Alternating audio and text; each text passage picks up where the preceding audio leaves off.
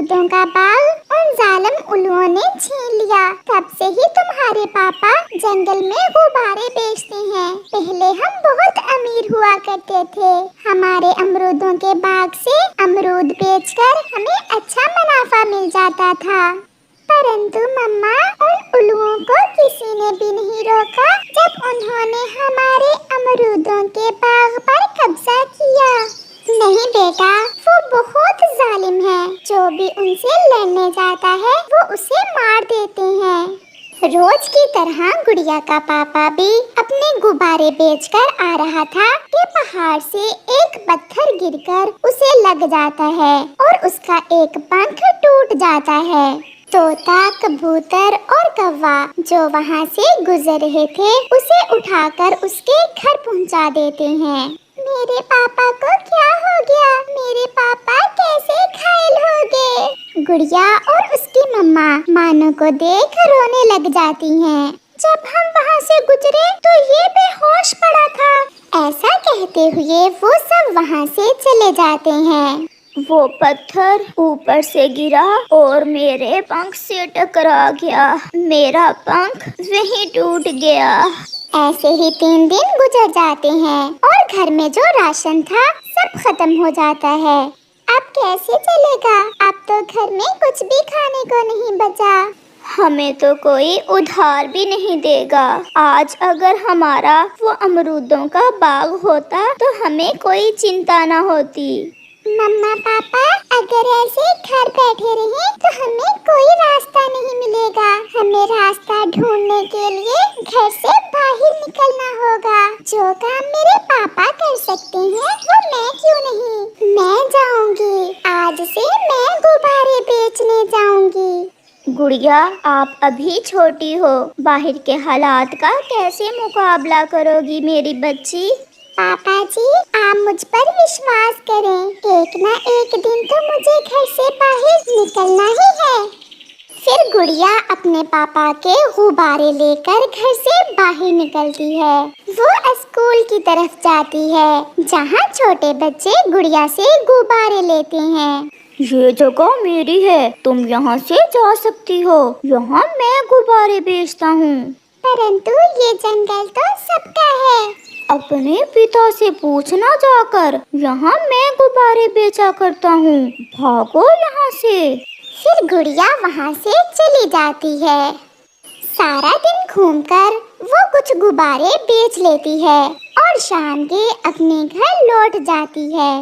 ये ले मम्मा, मैं ना कहती थी मैं कर लूँगी। मेरी गुड़िया थक गई होगी। नहीं मम्मा, बाहर की दुनिया तो बहुत मजे की है। कहीं कोई अच्छा पक्षी मिलता है तो कहीं बुरा। हमें बहुत सावधान होकर रहना होता है।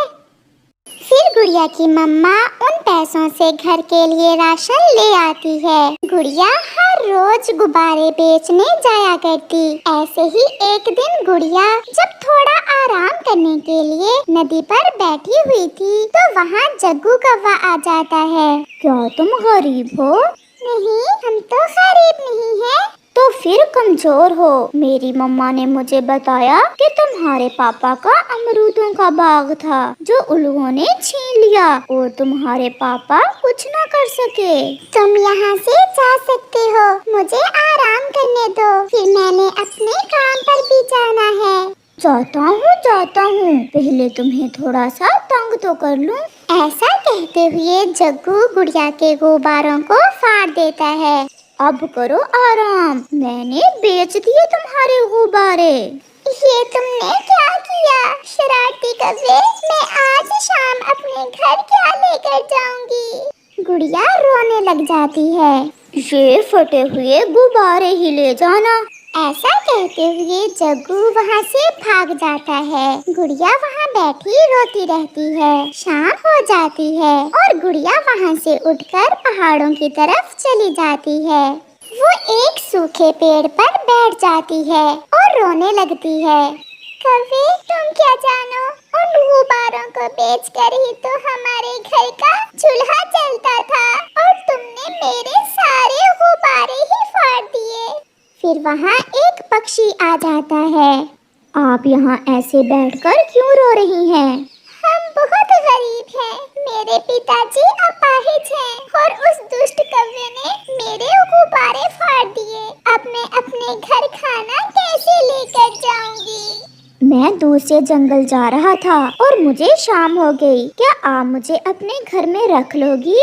हम गरीब हैं, छोटा सा घर है, परंतु हमें आपकी मदद करके खुशी होगी। मेरे इस बैग में पैसे हैं, चलो हम दुकान से आपके घर के लिए थोड़ा बहुत राशन ले लेते हैं। नहीं, मुझे अच्छा नहीं लगता। अगर आप मुझे अपने घर में रख सकती हो तो मैं आपके लिए कुछ क्यों नहीं कर सकता। फिर वो दोनों जंगल की दुकान से राशन लेते हैं और गुड़िया उस पक्षी को अपने घर ले जाती है। मम्मा, ये रोज है, दूर से जंगल जा रहे थे कि रात हो गई। फिर वो पक्षी रात गुड़िया के घर में गुजारता है। सुबह हो जाती है। ये आप रख लें। नहीं नहीं बेटा, हम गरीब जरूर हैं, परंतु हम ऐसे किसी से पैसे नहीं लेते। अगर आपने मेरी मदद की है तो मैं भी आपके लिए कुछ करना चाहता हूँ। फिर वो पक्षी गुड़िया की मम्मा को कुछ पैसे देकर वहाँ से चला जाता है। मम्मा, जग्गू ने मेरे सारे गुब्बारे फाड़ दिए थे। मैं बैठी रो रही थी कि ये पक्षी वहाँ आ गया। शायद बेटी, इसे भगवान ने ही हमारी मदद के लिए भेजा था। गुड़िया फिर से कुछ गुब्बारे लेती है और उन्हें बेचने निकल जाती है। मम्मा, वो बहुत सुंदर है और बहुत अच्छी भी। मैं ऐसी ही चिड़िया की तलाश में था। मेरे बेटे की पसंद अच्छी ही होगी। फिर अगले दिन वो पक्षी अपनी माँ के साथ फिर से लौट कर आता है। मेरे बेटे को आपकी बेटी बहुत अच्छी लगी है। मेरा बेटा आपकी बेटी से शादी करना चाहता है। आप बहुत अमीर हैं और हम गरीब पक्षी हैं। आज ऐसा कहा है आपने, फिर कभी ना कहना। अब आप भी गरीब नहीं रहे हैं। हमारे पास भगवान का दिया सब कुछ है। आज से आपके घर की सारी जिम्मेदारी हम ही उठाएंगे। हमारी बेटी बहुत अच्छी है, हर काम ईमानदारी से करती है। गुड़िया भी अपने गुब्बारे बेचकर आ जाती है। आप यहाँ फिर से? हाँ, मैं अपनी बहू को लेने आई हूँ। ये सुनकर गुड़िया शर्मा जाती है। मम्मा और पापा, अब आप गुड़िया के मम्मा पापा नहीं, मेरे भी मम्मा पापा हैं। आप मेरे साथ ही चलें। आज से आप हमारे साथ ही रहेंगे। फिर रोज गुड़िया के मम्मा पापा को भी अपनी हवाई मोटर में बिठाकर अपने साथ ले जाता है और वो सब खुशी खुशी अपनी जिंदगी गुजारते हैं। अभी तक सोए हुए हो? उठो कालू, कोई काम धंधा भी कर लो। अब तो घर में राशन भी खत्म हो गया है। सॉरी, नींद खराब कर दी मेरी। इतना मजे का सपना देख रहा था मैं। कालू, अब महंगाई दिन ब दिन बढ़ती ही जा रही है। अब अगर कोई काम धंधा नहीं करोगे तो भूखे मरेंगे। तो फिर तुम ही बताओ, मैं क्या काम करूं? मैंने कभी कोई काम तो किया नहीं। कालू जी, अगर मेरी मानो तो तुम अपने मामा जी के पास जाओ, वो तुम्हें जरूर कोई ना कोई काम बता देंगे। गौरी, बात तो तुम्हारी ठीक है। मैं अभी अपने मामा जी के पास जाता हूँ। फिर कालू अपने मामा जी के पास जाता है। आओ भी कालू, आज कैसे आना हुआ? मामा जी, क्या बताऊं, अब तो गुजारा बहुत मुश्किल से हो रहा है। मैं कोई काम करना चाहता हूँ, समझ में नहीं आ रहा था कि क्या करूं, इसीलिए मैं आपके पास आया हूँ। क्या कुछ पैसे हैं तुम्हारे पास? अगर कुछ पैसे होते तो मामा जी मैं आपके पास क्यों आता? मेरे घर में तो 1 रुपया भी नहीं है। पैसों के बिना तो एक ही काम है जो मैं जवानी में किया करता था। बताएं बताएं मामा जी, वो कौन सा काम है? ये मेरा जाल और तीर कमान ले जाओ और जंगल से पक्षियों का शिकार करके बर्ड मार्केट में बेच दिया करो। इस काम में पैसे भी नहीं लगेंगे और तुम्हारा काम भी चल जाएगा। वाह मामा जी, मुझे पता था आप मुझे कोई अच्छा उपाय बताएंगे। फिर कालू कौवा अपने मामा जी से जाल और तीर कमान लेकर वापस चला जाता है। कालू जी, क्या बना? कुछ बताया आपके मामा जी ने? मेरे मामा जी ने मुझे ये जाल और तीर कमान दिया है। हम कल से जंगल से पक्षी पकड़ पकड़ कर बर्ड मार्केट में बेचा करेंगे और खूब पैसे कमाएंगे। ये काम तो बहुत अच्छा है और आसान भी। हम रोज एक पक्षी पकड़कर बेच दिया करेंगे और फिर आहिस्ता आहिस्ता हम पैसे जमा करके एक बंदूक भी खरीद लेंगे और फिर शिकार करना बहुत आसान हो जाएगा। हम दूर से ही पक्षी मार गिराया करेंगे। ऐसे फिर दूसरे रोज कौवा और गोरी शिकार पर जाने की तैयारी करते हैं। गोरी, आज किस पक्षी का शिकार करें?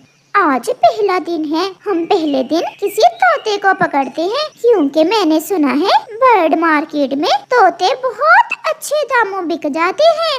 तो फिर एक लाल मिर्ची लो और चलें। लाल मिर्ची देखकर तोता आसानी से जाल में फंस जाएगा। कौवा और कौवी अपनी पूरी तैयारी करते हैं और तोता पकड़ने निकल जाते हैं। वो एक जगह जाकर जाल बिछाते हैं और वहाँ एक लाल मिर्ची रख देते हैं और पास में झाड़ियों में छुपकर बैठ जाते हैं। पति जी, अपनी शादी को कितने दिन हो गए, आप कहीं भी मुझे सैर सपाटा करवाने नहीं लेकर गए। घर में बैठे बैठे मैं बहुत बोर हो गई हूँ। तो फिर चलो आज हम जंगल में कहीं दूर तक जाते हैं और झरने पर भी जाएंगे। सारा दिन खूब मस्ती करेंगे। फिर वो दोनों पति पत्नी घर से निकलते हैं। तेरे हाथ में मेरा हाथ हो, सारी जन्नतें मेरे साथ हो। तोता ऐसे गाना गाते हुए जा रहा था। वो बहुत खुश थे। वो एक पेड़ पर बैठ जाते हैं। मिठू, मिठू, देखो वो सामने लाल मिर्ची है। आज तो किस्मत ही खुल गई। घर से निकलते ही लाल मिर्ची मिल गई है। आज तो मजा ही आ जाएगा। आजा आजा तोते, जल्दी से आजा और फंस जा मेरे जाल में। तोता हो या तोती, बस एक बार जाल में फंस जाए। पति जी, आप यहीं बैठे और मैं वो लाल मिर्ची उठा कर लाती हूँ और फिर आधी आधी खाएंगे। ऐसा कहते हुए हरियाली तोती लाल मिर्ची उठाने जाती है। वो जैसे ही लाल मिर्ची उठाती है, कालू अपना जाल खींच लेता है और हरियाली तोती जाल में फंस जाती है। मिठू, मिठू, मुझे बचाओ, यहाँ तो किसी ने जाल बिछा रखा था। जल्दी से आओ और मुझे बचाओ। मिठू तुरंत वहाँ आता है। फंस गया, शिकार फंस गया। आज से हमारे बुरे दिन गए और अब पैसा ही पैसा होगा।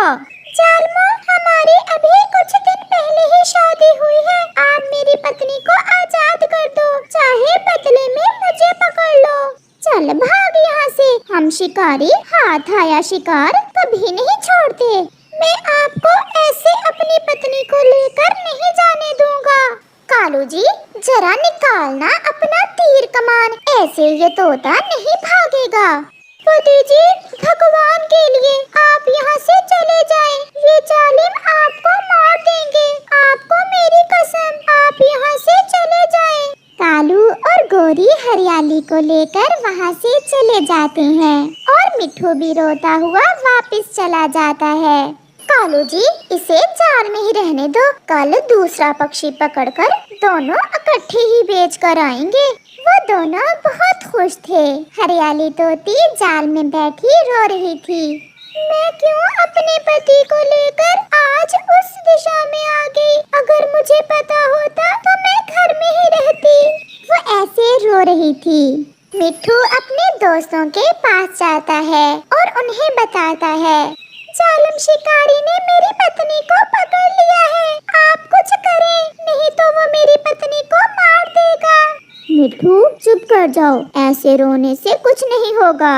अब हमें बुद्धि से काम लेना होगा। हम उस शिकारी का मुकाबला नहीं कर सकते। आज रात हम जाकर उन शिकारियों की बातें सुनेंगे और देखेंगे कि वो हरियाली के साथ क्या करने वाले। फिर जैसे ही रात होती है, तोता, कबूतर और चिड़िया कौवे के घर के पास जाकर बैठ जाते हैं और उनकी बातें सुनते हैं। कालू जी, कल हम किस पक्षी का शिकार करेंगे? कल हम कबूतर को पकड़ेंगे। मैंने सुना है कबूतर के भी अच्छे दाम मिल जाते हैं बर्ड मार्केट में। तो ये मुझे पकड़ने का प्रोग्राम बना रहे हैं। मैं भी इतनी आसानी से इनके जाल में आने वाला नहीं हूँ। चलो मिट्ठू, घर चलें। मैंने योजना बना ली है कि कल हमें क्या करना है। फिर वो सब अपने अपने घरों को चले जाते हैं। दूसरे रोज गोरी और कालू कबूतर के घर के पास जाकर जाल बिछाते हैं। वो जाल के ऊपर सरसों के दाने और अमरूद रख देते हैं और झाड़ियों में छुपकर बैठ जाते हैं। मिट्ठू, तुम जाओ और चिड़िया को साथ लेकर चील के पास जाओ और उसे बताओ कि यहाँ एक अमरूद पड़ा है, आकर वो अमरूद खा ले। इससे क्या होगा कबूतर? मैंने जैसा कहा है तुम वैसा करो, जल्दी से जाओ। कमबख्त सामने बैठा अमरूद की तरफ देखे जा रहा है। आ भी जाओ और फंस जाओ हमारे जाल में।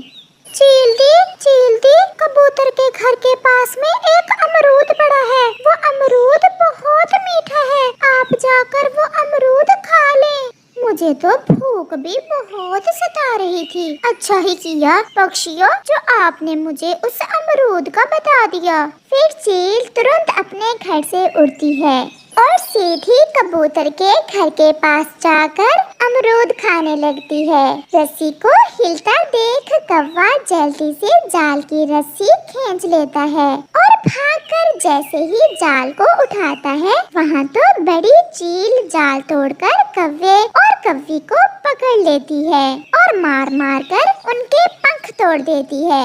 मेरा शिकार करना चाहते हो? बड़े आए शिकारी कहीं के। कबूतर, तोता और चिड़िया जल्दी से कौवे के घर जाकर हरियाली को पिंजरे से आजाद करवा लेते हैं और खुशी खुशी वापस घर लौटते हैं। बेड़ा गर्क हो कालू तुम्हारे मामा जी का, जिसने ऐसा धंधा बताया। अब तो हम कभी उड़ भी नहीं सकेंगे। हाय गोरी, मेरी तो टांग भी तोड़ दी है चीलबाजी ने। अब हम यही मरेंगे, यहाँ तो कोई हमारी मदद करने वाला भी नहीं है। प्यारे दोस्तों, देखा कबूतर ने कैसे अपनी बुद्धि से काम लिया और उन शिकारियों को उनके अंजाम तक पहुँचा दिया।